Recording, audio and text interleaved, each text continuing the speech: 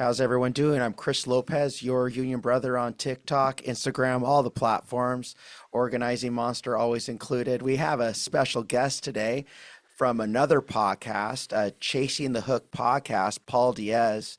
And Paul, why don't you just tell us a little about yourself and your podcast? So my name's Paul Diaz. I'm a union ironworker out of Ironworkers Local 29 here in Portland, Oregon. I've been doing that for almost 20 years now. Um, and then how I got into podcasts, I just really I'm like a history buff. I mean, it's just kind of a big what I like to do in my free time, and especially learn more about the union ironworkers because it's a long history of how they started the union, and so I'm really fascinated about that. And I just kind of just found that I wanted to talk to these retirees that being a young apprentice a long time ago, they would tell stories in the shanty in the shack, and we don't do that anymore. And so those stories are going to be gone before we know it. So I guess wanted to get them on record, and I just kind of it turned out into something like this. So yeah, it's kind of how it started. How long have you been doing the podcast? About 2 years now. It's just kind of on and off, you know.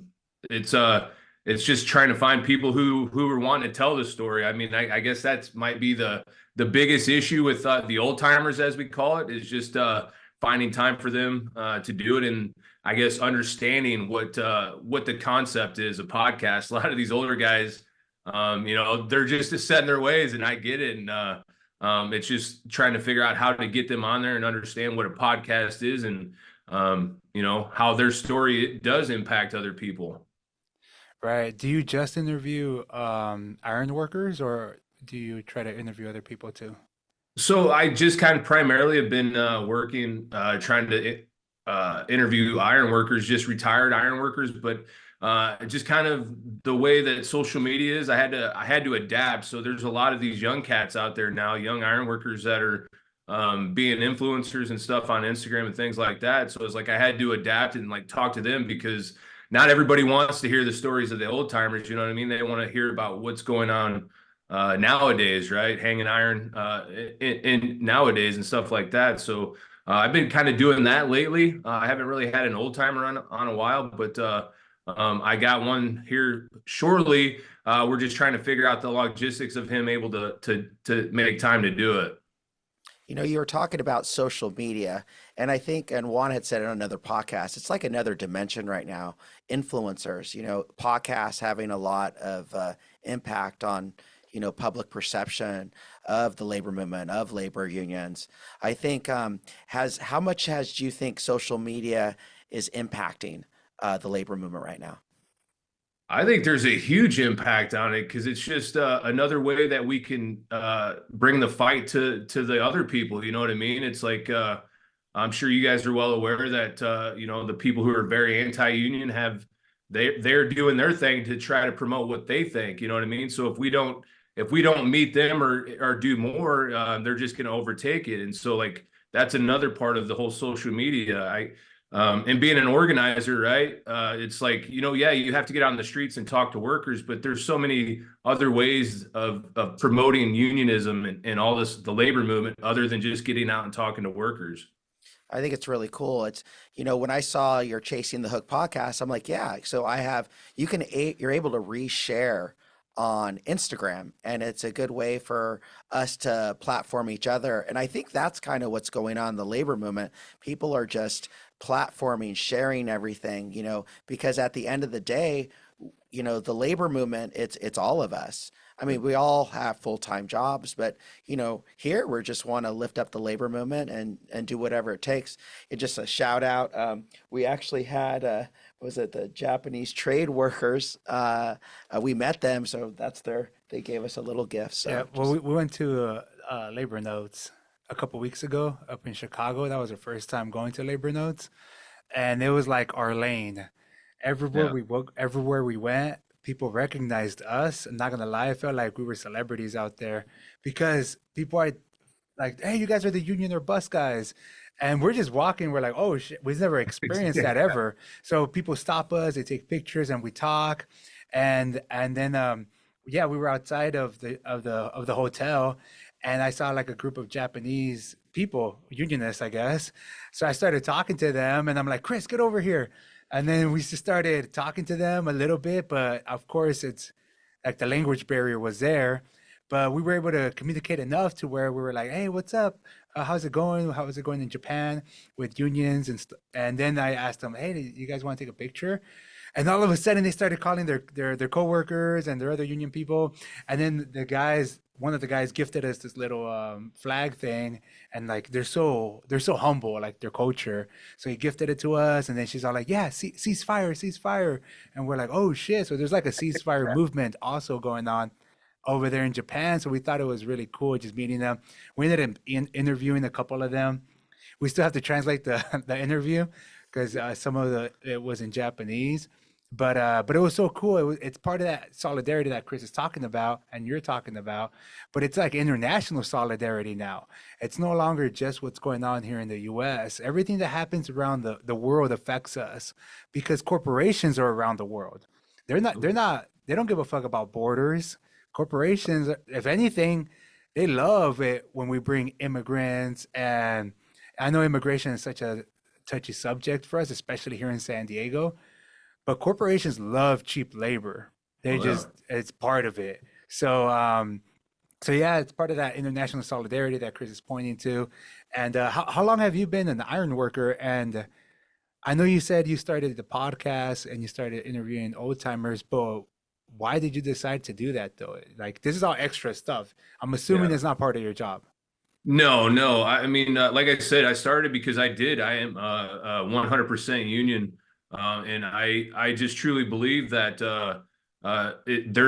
somebody who does the same exact work that I do should make the same exact money, wages, benefits, retirement as I do. And so, another part of the podcast allows me to talk to unrepresented workers, right? So a lot of the people that follow me are unrepresented workers, so it allows me to like break that barrier, right? It makes it where it's not a fight to talk to you, right? We have something in common, and we can figure out how to talk in that sense about being union and what I've been able to accomplish and get through my union contract.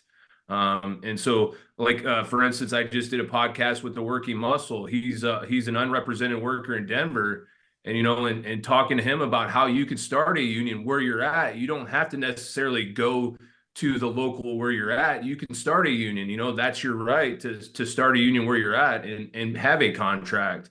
And so I guess that's another part of it too, is just letting people know that you don't have to necessarily go to the local to start a union. You can start it right there. You don't have to leave. And that's kind of where I find myself nowadays in my full-time job, being an organizer with the International, is talking to. I'm still learning how the bottoms up organizing works, because I primarily the last couple of years I've been working for the local. It's stripping, right? It's I have a job. If you want a job, here you go. You have the benefits. You get all the benefits of the union. And what I'm doing now is obviously a little bit different. It's a bottoms up organizing, and so I'm in the middle of, or in the process of trying to learn how that works and get better at it, I guess, because it's a lot different and it's a little bit more difficult. Let's just say that. Yeah. And we'd be remiss if we don't mention, do you know Johnny Swanson? Oh yeah, I've met Johnny a bunch of times. So there you go. So he's here in San Diego, and we've done things together also in San Diego. He's been moving up the ranks though with the Iron Workers. I know he Yep. just got promoted. He told me a couple weeks ago, within the International, I believe. Yep. Yep. So no, yeah, bottoms up organizing is a different game than trying to get the corporations or the companies to just sign a contract. Yeah. Trying to talk to individual workers. That's what I do. I'm a union organizer too, for IATSE, so the stagehands union here in San Yeah. Diego. And yeah, no, it's a mission, man. Everything's a mission. Nothing's easy about it. It's No. all just, and you're constantly on the go. You're constantly talking to them because what we're doing here is we're fighting all the propaganda that we've been given since we were kids. Everything institutional is against organizing. whether it's the school system, the government, the corporations, they all work together. There's a Yeah. reason why Jeff Bezos spends millions of dollars on school boards, and so does Amazon.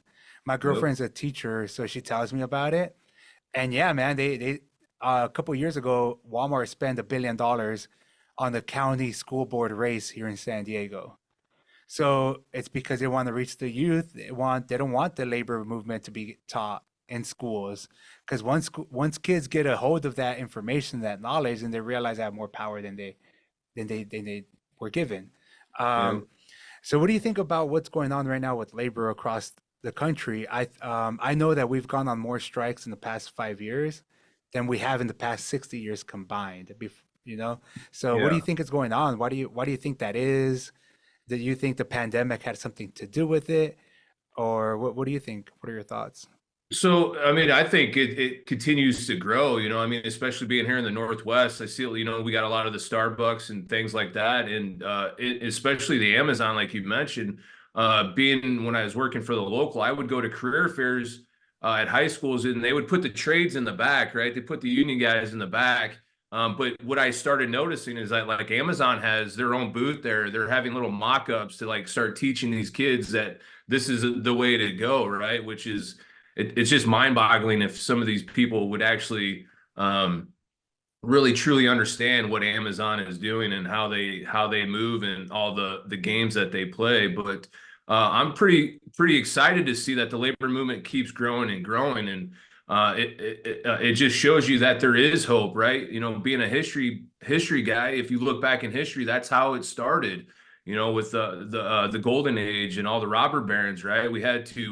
The workers had to stand up, you know what I mean? Like May 1st, Labor Day, what I consider Labor Day, the Haymarket riots and all that stuff means something to me. And like, that's where a lot of, my energy comes from, is that, I know about the history, what the workers did, and I'm not willing to let that go. I'm willing to fight for that. Right. And I see that the younger kids are starting to understand that. And it's exciting. And I hope it continues to grow and grow. Yeah. It's interesting. May Day just passed, but that was it was 1886. Yep. I think 200,000 people walked off the job all around the country, and it was to fight against fight against police brutality for one thing, but it was also the 8-hour workday. Yeah. I mean, 8 hour people work. people are thinking, they get eight, why is it 8 hours? Is because people risk their lives to do the right thing. And I think that is part of the labor movement, caring about people you don't know. I Yeah. think that's really important, and now we enjoy those rights, and that's cool that you're like a history buff, because we can explain that, say, hey, did you know where this came from? Do you know? And passing that along to the new generation. Yeah, and like especially like I have a pretty good relationship with an iron worker who taught iron worker history in Chicago, and I went to a training not too long ago, and I actually got a personal tour. He took me on a tour of Chicago through all like where a lot of these labor actions happen, like the Haymarket riots and some other things. You know what I mean? And like it means a lot to go do that and really understand that, because if you don't know your history, your future is going to be very bleak, right? It's just understanding that the workers are the ones that are doing this. They're the ones that are making Jeff Bezos rich and all that, right? And so like people need to understand that. And it's just like you said, the propaganda is it's disgusting. It's something very hard to fight against, but it's a fight that's worth fighting. Right. No, I mean, ground up organizing, you're going to experience anti-union campaigns. Yep. So when I helped organize this company in 2019, 2020. Then the pandemic happened once we filed with the NLRB, which was kind of fucked up. But it prolonged the election. We were going back and forth with the NLRB and the company once we filed, and we didn't have our election until July. So four months later, when we filed, those 4 months though, the company did a bunch of union busting. They Yeah. hired this company. It's called LRI, Labor Relations Institute. They charge up to $4,500 a day. So the company spent around $400,000 to union bust. I told the guys, I'm like, dude, if the company would have just given you guys $2 raises, this campaign would have been over. But instead, they were like, nah, we're going to spend on this union busting firm because it's not always about the money, I tell the guys, because companies have money. It's about power. It's about the power dynamics because once you get a union contract, now you have power and you have a say in the workplace. Yep. It's not about the money. The money is secondary when it comes down to a union contract. I always tell them. Now you can Yep. put your foot down and say, like, I'm not going to do that because it's unsafe. That's what they don't want to hear that. They don't want to know that you're all organized enough to the point where you can walk off a job. They want to know that you're splintered off and you don't Yep. have a system. You're not structured. So that's what the company did. So stand by for a lot of that. Union Yeah. busting is ugly, man. It's so, but the guys are smart and you inoculate them enough, they see right through it. Because with someone in a union busting meeting, a captive audience meeting, they were talking about how unions are about the dues, how much we make money off dues, and we're going to buy the next Lamborghini. And then they put on blast what my boss makes a year, his salary. And then one of the workers was like, okay, how much do you make a year? And that's not about me. It's not about what the, and then they just Yeah, lost their yep. mind. Yep. But that's part of the inoculation process that you have to do with the workers is that they have those skills now and they have the critical thinking to where they can ask those type of questions. We're not Yep. used to asking those type of questions. We're not used to pushing back to the bosses like that because the boss knows best. It's Yep. pick yourself up from the bootstraps, meritocracy, all that good stuff. So Yeah. no, I So think like it's with a so lot. Juan, just like with the pandemic, I was actually in the field, right? I was an essential worker, right? And so like I showed up every day, and it was very difficult working through that time, right? Conditions were, I mean, what they were, you know what I mean? Obviously we all had we had to support our families and things like that, you know what I mean? And it was but the thing is that those big companies were continuing to make the billions and billions of dollars, right, on our backs.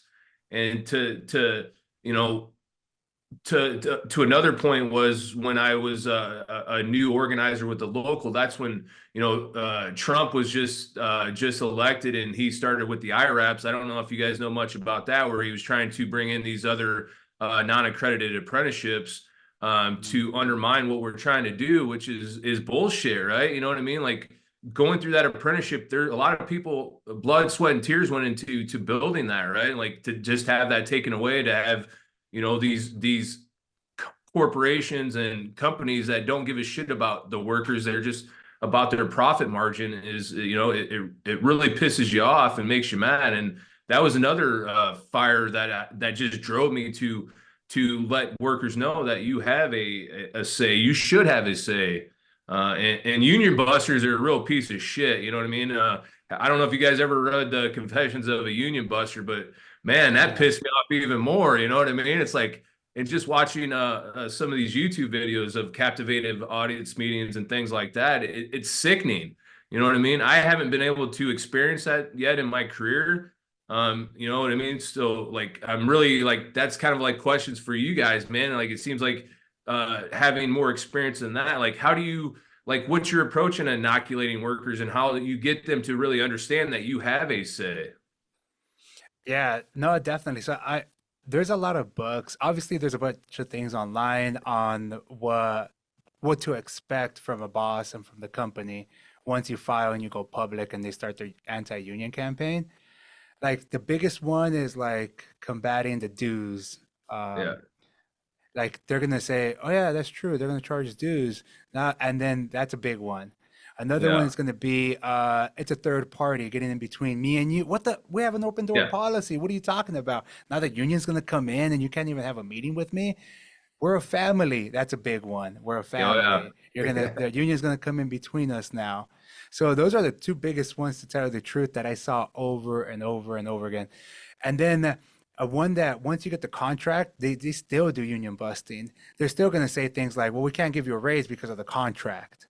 The Yeah. union gets in the way. The union gets in the Yep. way of all of this. We had a relationship before. So things like that. The biggest ones though, the biggest ones is gonna be dues and it's a third party. Yeah. So like with that though, one like so like how I've combated like the union dues is like I'll tell them straight up like if like they'll tell me how much extra they're paying a week for insurance and all this other stuff, buying their own tools, buying their own safety gear.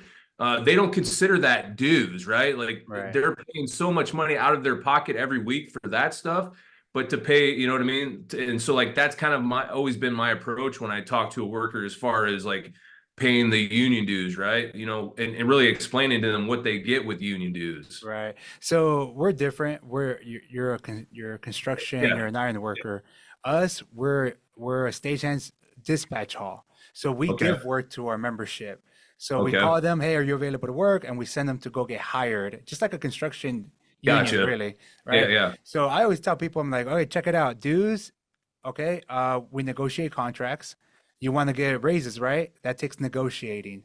We grow, we organize. Just like a corporation, we try to grow like a corporation does, but we are not growing to monopolize the system and bring wages down. We're trying Yeah. to grow and bring the bottom up and bring wages up, benefits up, healthcare, pensions, annuity. And you want to be represented, right? So that you're not at will. That takes money and to keep the lights on and all that stuff. So I always go with those three things because it's like you're not by yourself anymore. You want to make more money and you want to get work. It all costs money. We all need salaries to make this happen. And the more Yep. that we grow, we invest that money back into the local. We hire another staff. We bring in more. We grow the local more to get you more work. Yeah. So at the end of the day, it just comes back into your pocket. Yeah. I know it's not that simple. It's not like bullet, Yeah. Yeah. bullet, Yeah. bullet, and then that's it, and then you won the argument. Because they're gonna be Yep. like, "Whoa, fuck it, I can do it on my Yeah. own. I've been surviving on my own this whole time," and that Yeah. you're always gonna find that. But I think history is a big part of organizing because, well, check it out. Organizing and unionism is as old as apple pie. Wait, Yep. what? Yeah. The way Yeah. that we started in this country is by organizing before it was legal. Yep. Like, where do you think the redneck phrase came from? Yep. It came from the miners, which were unionists. Yep. So that's what I talk to people too, to bring like both sides into the mix, the left, democratic leaning people, and the right, conservative leaning people. It's like, dude, like there's nothing more conservative than unionism. You take Yep. care of yourself, you protect your coworkers, and you want to make more money. Like to me, Yep. it's like that's you're not going to lean on the corporation to do that for you. I You're think, going to Yeah. fight. yeah, I think the labor movement's winning the argument right now. And it's just about getting the word out on kitchen table economics. Yep. Right now, 1 out of 5 Americans are rationing their insulin. Yeah. 100 million Americans have medical debt. 65% of the population is living paycheck to paycheck. And there's 3 people in the world, or 3 people in the United States that have 50% of the wealth. Half the Yep. wealth of this country is good. So it's, I think, getting like the message out there. I think I'm a representative, so I don't do what necessarily organizing as much. I do some, but not Yeah. not like you guys. But our members always have to be constantly inoculated on what's going on because they're new members. Hey, why am I having to do this? I go, this is what's going on. And getting that word out on kitchen table economics, letting them know what's happening right now and who is funding this and Yeah. And I how do think you it's guys like? important. How do you guys deal with like the Trumpers? You know what I mean? Like I love talking to the Trumpers. You know what I mean? And just kind of like, their argument is just it's such bullshit. But That's a great they question. think Trump is going to save their lives. You know what I So mean? so a lot of our members are conservative. They're Yeah. Republicans. So what I tell them is, it's an old story. When I was on the picket line in 2003, 2004, this is 20 years ago. Um, there was a guy by the name of Nathan, and we would go back on social issues a lot of times on social issues. And he was pro-life, and at the time I was pro-choice, and we'd argue back and forth. Now he was out there on day one at 6 o'clock in the morning, 139 days later, he was with me. 4.5 months later on the picket line. It was not our our our differences on social issues. It was the labor movement. So on this podcast, where I always tell members, the main thing is to keep the main thing the main thing. That's it. I don't care. I think the governor of our state, Gavin Newsom, he vetoed a bill to give striking workers unemployment benefits. I Yeah. went off on him, you know. And so it's all about the labor movement. I think the labor movement is transcending political parties. 71% approval rating for labor unions. That's not just Republicans. That's not just Yeah. Democrats. 88% of people born after 1995, Gen Z, support unions. So we have to use the labor movement as something that, because right now there's a fire going around the Yeah. country. People can't afford to pay the rent. So we have to keep the focus on that. And that's what I do as a union representative. And but Juan can definitely talk a lot more about that in Yeah. organizing. So I have learned that, like Chris says, unions transcend political parties. I never talk politics, to tell you the truth, with members or workers that I'm organizing, because that's not what we're trying to do. We're trying to get a union contract. It has nothing to do with Biden or Trump, Yeah. honestly. But if we go back to 2016 with Bernie Sanders running, he like ran on economic issues. Hey, now he talked about NAFTA outsourcing, about TPP outsourcing some more. Let's bring those jobs back to the U.S. and our infrastructure. He talked about our infrastructure getting the D minus rating. He talked Yeah. about giving everybody health care, raising the minimum wage. It's all economics. Now all of a Yeah. sudden, he brought in all kinds of people together. I was in the Marines, so my Marine friends were like, "Dude, I'd vote for him." And they're conservative. Like a lot of them stayed conservative, and I Yeah. was like, "Oh, that's whoa, shit, that's badass." So that's one, because it's all about economics. When I was at the Labor Council, I worked at the Labor Council in 2018, 2019. They sent me to Missouri to fight right to work. I was door knocking on houses that had Trump flags on, Blue Lives Matter flags on, and Confederate flags. And look at me, dude, Mexican bald guy. Yeah. I'm like, I'm Yeah. gonna get lynched out here. And no, dude, like I would knock on the door. Of course, at first they're like, "Who? What are Yeah. you? Who are you?" Once I Yeah. started talking about like unions and economics, they would open their door to me. They would invite me in for water because it was hot. We were there in the summertime, and because a lot of people do have histories of unions in their family, especially Yeah. Missouri. They had manufacturing out there. Once they started outsourcing all this manufacturing, it affected them negatively. So they started turning on the Democrats. So, Yeah. but once you transcend that, once you stop talking about Republican and Democrat, and we just Yeah. stick to like, hey, check it out. We all want to make a living. That's it. We all need health care and we all want a pension. Boom. Like they don't care anymore that you're a Republican, that you're a Democrat or whatever. Like me and Chris, we're no labels. I don't give a shit about the Democrats Yeah. or the Republicans. We're over here talking about starting a Labor Party. Like people hate it that we talk about it. People hate it. Don't get me wrong, but it's Yeah. okay. Like we're independent. We could do whatever we want, Yeah. but we do educate people on like, okay, this is what Biden did do when he Yeah. passed these laws. He does surround himself with people that are pro-union. So he's passing these laws that's making it a little bit easier to organize. If Trump gets in office, he's a right to work guy. Yep. So he's going to gut the unions from the inside.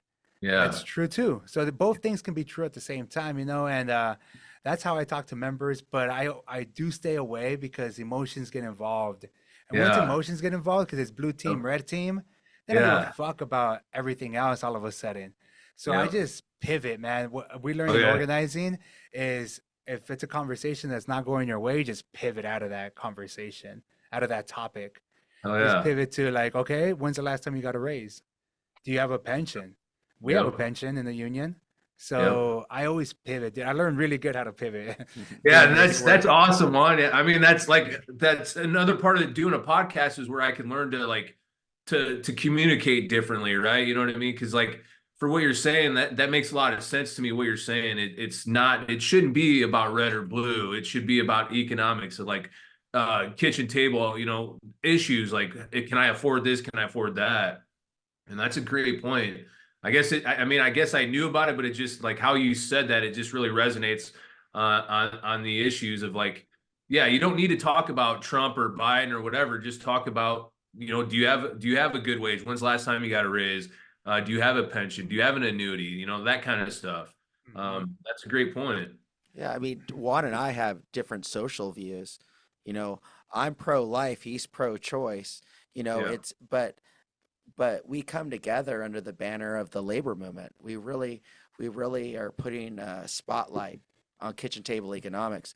yeah, And I always tell members, I'm Christian and my dad's Hindu, right? yeah, And I say there's an old proverb in India that says, after you cut off someone's nose, there's no point in giving them a rose to smell. After you demean what someone holds as valuable, you can tell them the truth, but they'll never believe you because yeah, you demean what they hold as valuable. And some people value their parties, some people value their faith. I mean, so, but at the same time, we can concentrate on kitchen table economics. Everyone can agree that we have a homeless problem. yeah, I mean, if these things need to be addressed. 65% of people living paycheck to paycheck. You know, yeah. we all do things because our foundational beliefs are different, but at the same time, we can collaborate and work together on these issues. Yeah, and that's a great point too, Chris. Is that like living here in Portland, obviously, the homeless population it's really bad, right? And I don't know what the percentage is, but I know that there's so many people who are homeless that go to work every day and they just cannot afford to live in an apartment. They can't rent anything. You know what I mean? And so like, that's a problem, right? You know what I mean? And it's like, they want you to believe it's their addiction and it's all this other bullshit, right? You know what I mean? But that's not the truth in all cases. You know what I mean? These people are going to work every day and they got to live in their car because they can't afford to live anywhere. 50% of homeless people have a job. Yeah. A few years ago, there's a school system, a college school system here that passed. I don't know what they call them in schools, but basically they made it legal for teachers to park in the parking lot and sleep overnight. Like, what does that say about Yeah. what that whole thing? Like, to me, Yeah. it's like, yeah, sure, they got a round of applause for that, but there's a bigger problem right there. Yeah. No Like, why are shit. teachers sleeping in their cars? Yeah. Well, So, it's getting the word out. It is. Yeah. I mean, you just have three people who control 50% of the wealth. I mean, a living wage is going to help alleviate the homeless problem. Yeah.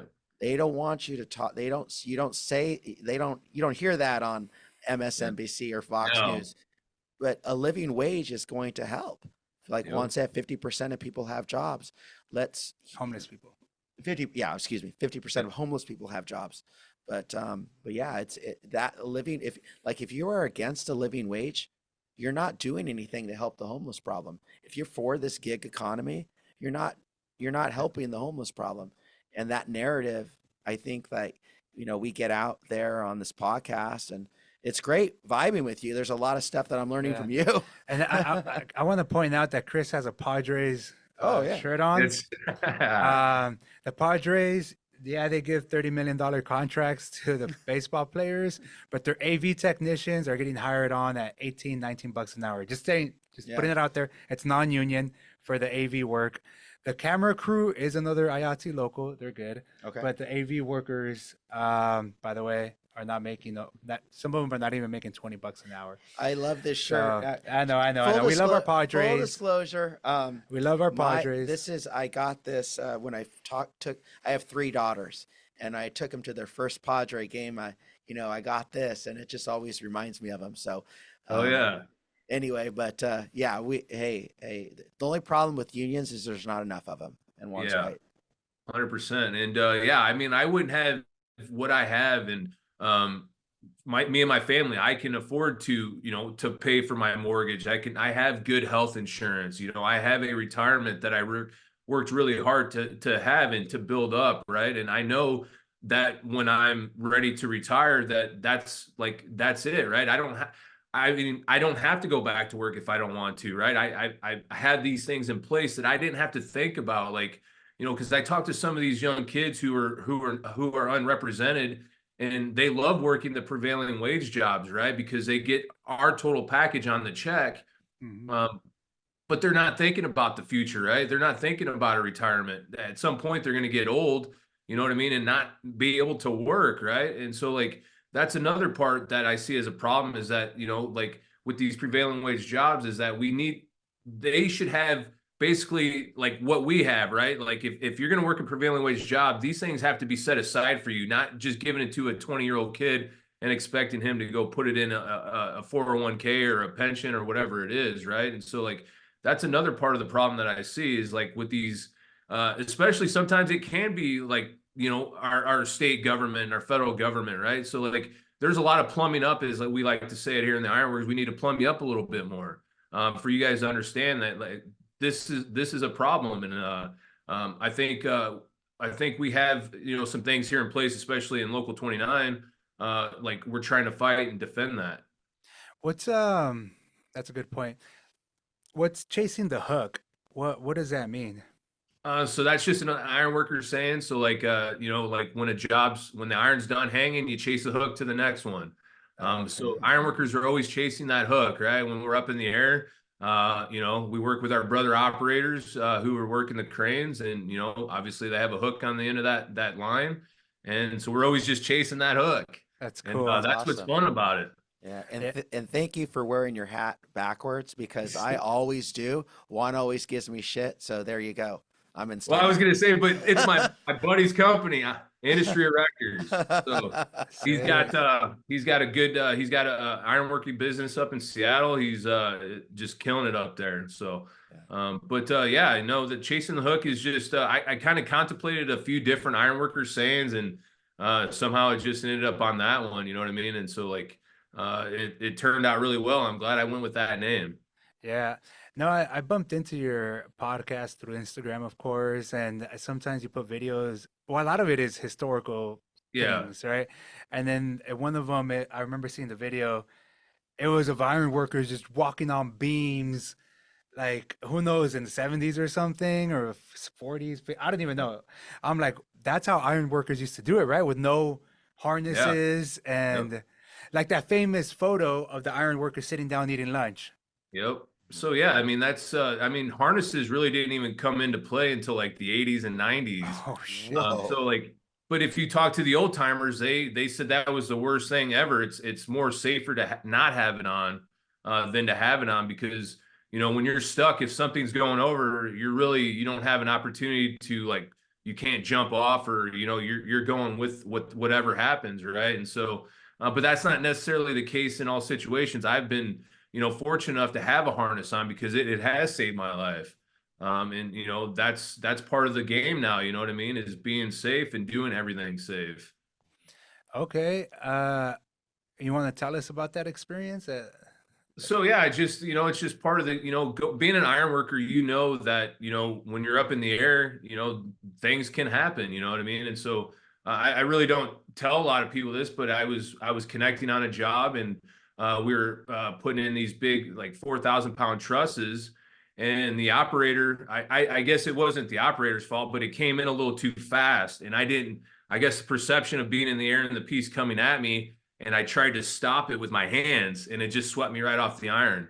And so I obviously fell into my harness and my lanyard. You know what I mean? Thank God that I had that on, because I probably wouldn't have been here. Because I mean, that was like 30 feet in the air. You know what I mean? And so falling 30 feet or 200 feet, something bad's gonna happen either way. It really doesn't matter. So that's but I know that's just part of the game, right? I've been fortunate enough to learn to put that in the back of my mind, and I'm able to work. Right. Damn, that's interesting, man. Yeah, like that's the thing about unions, right? That w- kids were getting their arms chopped off, their limbs chopped off, and unions came in and started passing these laws to have protections and child labor Yeah, laws. Maybe yeah, we shouldn't have yeah, yeah, kids yeah. in manufacturing, but people shouldn't be dying at work. You should No. be going to work to make the money to live a life. It Yep. shouldn't be like every day is a struggle at work and you're about to die kind of deal. So safety is a big part of what we do. Our work is dangerous too, not as dangerous as yours as iron workers, but people do die in our industry. A few years back, a rigger fell Yep. to his death at Coachella, Yeah. at the fair here in Coachella. So it is dangerous, and And that's another thing too that I always bring up when talking about left and right and Republicans and stuff. Regulations is not necessarily always a bad thing. Sometimes it's Yeah. good. It's good to Yeah. have protections for us because corporations are going to try to cut every single corner to make Yep. a little bit more money, and that's it. It's not a little bit more money for you. Yeah. It's No, no. for them. Yeah. It's that's it. So Yeah. they're gonna push those buttons no matter what, and then they buy off the politicians, which will get rid of those regulations, and then they can get away with murder, literally sometimes. Yep. So that's another argument that I always tell these people too, that hey, like regulations, yeah, sure, they're a pain in the ass, and we talk about them all the time, but they're here for your protection sometimes. Yeah. And in your example, like you wouldn't be here if it wasn't No. for some of that. No. So. Like another point that you guys on a podcast you guys did not too long ago about AI, you know what I mean? I'm starting to see some of our rod busters, the guys who do rebar, which is like one of the most difficult scopes that we have as iron workers, using like these tying guns, right? They have the wire and so you're not using the pliers like in the old days, like it's all automatic and things like that. And so like, you know, that's I mean, that's obviously to me, it's a good thing because of the ergonomics, right? Like it puts a toll on your body being bent over and carrying heavy things all day long. You know what I mean? Um, but but like what you guys were talking in your podcast, there are some bad things and there are some good things with AI. And I mean, I really appreciate that all the innovative processes that are coming up, you know, to help construction workers do their job a little bit easier and a little bit better and a little bit more safer, so they can go home every night. And if it makes the job faster, or, Yeah, a lot of these corporations, they get yeah, money from the government for, research and development, yeah, AI and everything. So if it's making it safer for you and it's making it easier for the company, then I think the companies definitely should be kicking some of that down to yeah, the employees.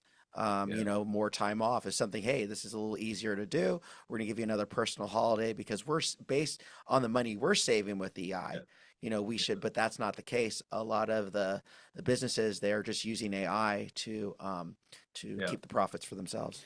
Yeah. yes, So we're talking about, me and Chris are starting to have the conversation here in San Diego and on the podcast of a four-day work week. yeah, Because this is me. I've been analyzing the situation and talking to Chris about it. AI, since you brought up AI, I think labor is having the wrong conversation about AI. Right now, we're talking about AI taking that job, this job, that job, this job. So let's have language in our contracts to protect those jobs. Okay? yep, I have nothing against that. That's okay. These corporations have conferences and they're talking about 20, 30, 40 years from now. yep, They're talking about putting chips in our heads. So they're like light years ahead of us. And we're over here trying to be on the reactionary side, on the defense always. So then yep, I think we should start having conversations about, okay, let's benefit from AI. Mhm. Since it's going to happen, let's yeah, benefit. Let's start talking about a 4-day work week. Let's start talking about giving everybody health care and not having it tied in to your employer. It'll give workers more power. It'll give us more freedom. Let's start talking about a UBI, universal basic income. yeah, They're already reaping, like Chris says, these corporations are already getting subsidies from the government. They're already getting our tax dollars. So let's just yep, get a little bit of that back because we know they're going to use AI. So those are the type of conversations that I tell Chris we should start having because we're going in that direction. We've all watched Star Trek and we've all watched these shows, Black Mirror, for example. We're yep, going in those directions. yep, So why be on the defense all the time when we can start playing chess instead and be like, you know what? Fuck it. Let's benefit from AI instead. Like you just yeah, said, it's yep, gonna health wise, it's benefiting the iron workers to have that type of technology because you're not yeah, on your back all the time. So things like that, you know? Yeah, embrace the conversation yeah, of say, great, I'm glad you used our tax dollars to with all this research and development and made things safer. And actually, you're benefiting now because that labor you no longer need. That's less workers' comp claims, whatever, and that's great. So we want to, the workers deserve to share in that prosperity too, but they're not. That's why three people in this country have 50% of the wealth because they're using AI against us. In some cases, we had a podcast about CalCare, about universal health care in California. There was a company called Cigna, and they were actually denying healthcare benefits with AI. So, like, it's like, because if something gets denied, Yep. there's chances that people aren't going to pursue it. Yep. So if AI is so advanced, great, let's have universal health care. I mean, if this is where what we need, or unit or overtime, or more leisure is what I'm Yeah. saying. 100%. And so, yeah, I 100% agree with like that. If we could figure out a way to get that done, because like you said, Juan, if we're on the defense all the time, that's going to be a hard road to go after. Right. And so like, I'm a pretty proactive guy, you know what I mean? And so like, being on the offensive and talking about that in these, our next conversations or our next contracts, that conversation needs to be had, because I am seeing more and more, like just on my algorithms, of all these innovative processes of, like, I saw like a little robot that is like it ties rebar. It's not a worker, it's like a little robot that you put out there and it just automatically ties, you know what I mean? So at some point, the contractor, the employer he's gonna use that. He's gonna figure out a way to use that and not hire another an apprentice that is sitting on an out of work list that needs a job, right? That's not going to happen at some point. And I guess I don't know if this should be in the conversation, but what I see is a lot of the people that do run these things they're a little, the way they think is the old school way, right? They're not willing to adapt and possibly think about these things that could happen in the future, right? As a local business manager, you're only thinking about the next 3 years. That's what the election process is. It's 3 years, but to me, like, even though there's a chance you could be voted out or whatever, but you have to think about, like Juan said, 30, 40 years, what's going to happen? Are we going to have a membership that will will there be enough work if AI comes in to sustain having a membership that we have, or are we going to is it just going to dwindle away? And that's a scary thing. Yeah, and we shouldn't be relying on our government, on politicians to Yeah. protect us, right? Yeah. Because we already see it. There's Democrats that are passing legislation that's anti-worker too. I mean, Bill Clinton passed NAFTA, which outsourced millions of union Yeah. jobs, and Obama was pushing TPP. So, what I'm saying is, it's the workers that have to stand together. It's the unions that have to fix the economy. We shouldn't Yeah. rely on these governments to do it for us. That's why we should have these conversations, because they say it. We should be at the table, otherwise you're going to be on the plate. Or I don't. That's Yeah. You're Yeah. on Get the at the menu. table, you're not eating. Yeah, Yeah, you're exactly. going to be the dinner. You're And going to be on. and they're thinking about the next 3 years or 4 years or whatever their term limits. One of the great things about collabing with the Chasing the Hook podcast is, like, we could get the word out. Yeah. We're in charge. These are our platforms. Yep. And this would not have happened in the 90s, or we are able just to make a short video and educate people on what chasing the hook means, or what kitchen table economics means. It's an exciting time right now, and we just have to keep putting that energy in the movement. How do you find time to do the podcast? Because we do everything.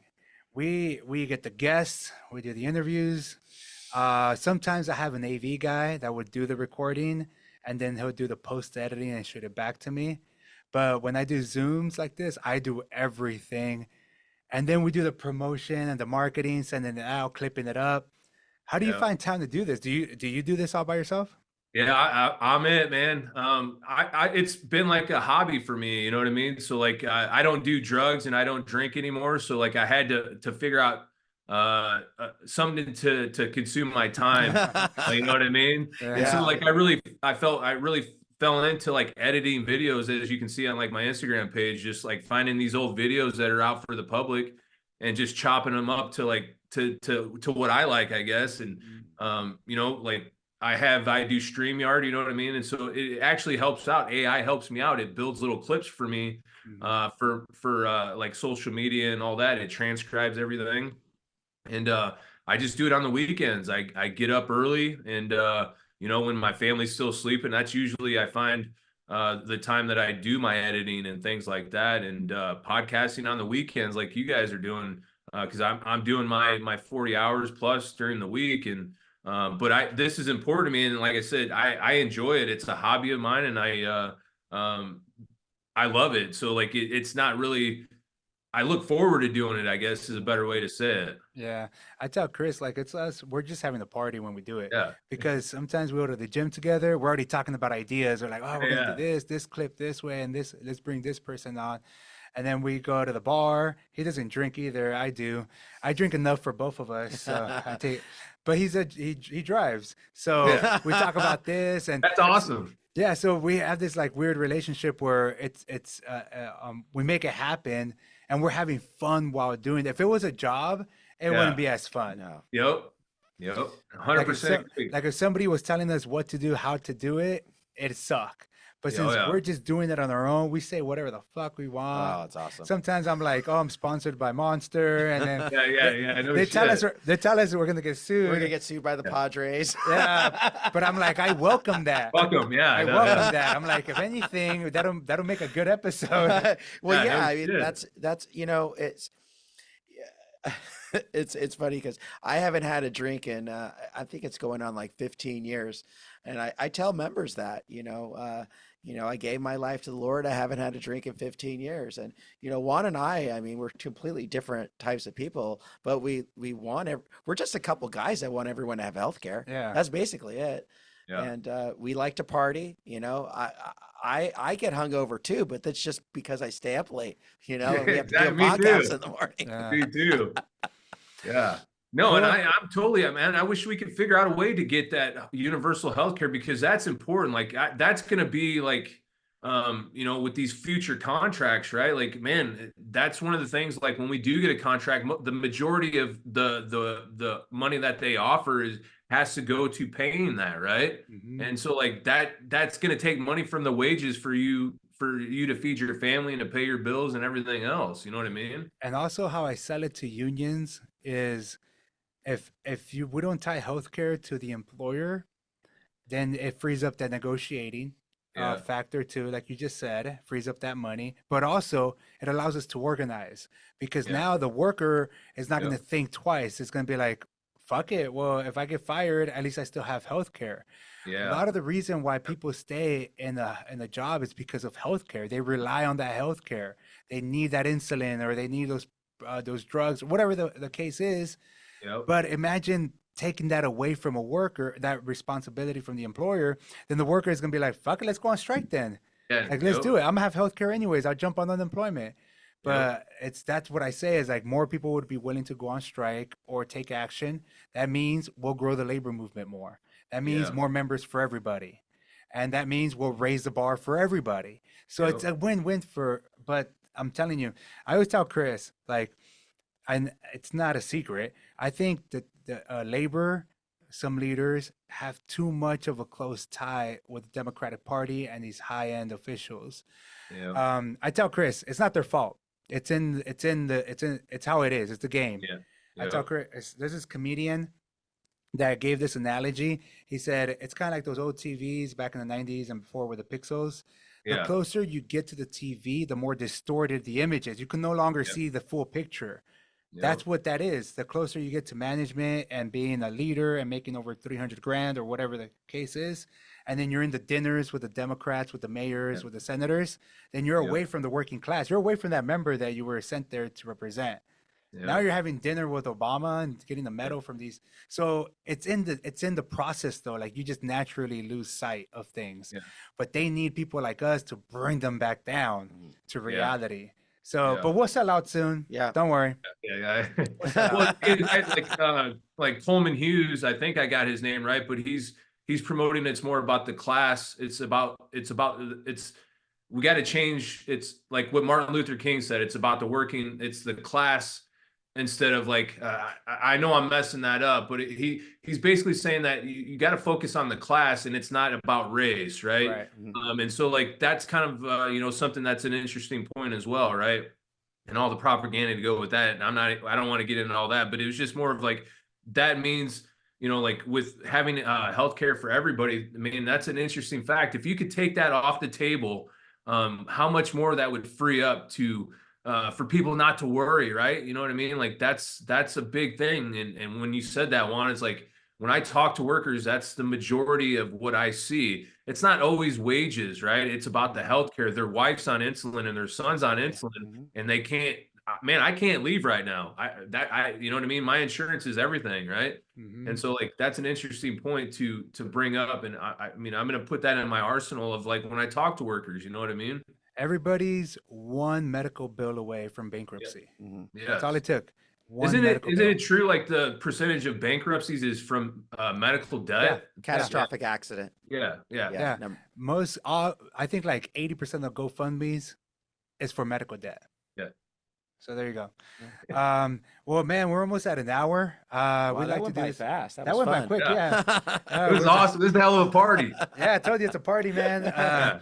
Maybe we'll fly you down to San Diego once we get our grant. So we're gonna sell out pretty soon. Yeah. We're in the process. Yeah. I'm gonna start drinking again. He's gonna start drinking again. I don't know if my wife would let me do that. I need better friends. Don't let me drink. Oh shit. We want to stop the war, but we want to drink while we're at it. No. But yeah, man, like any last words?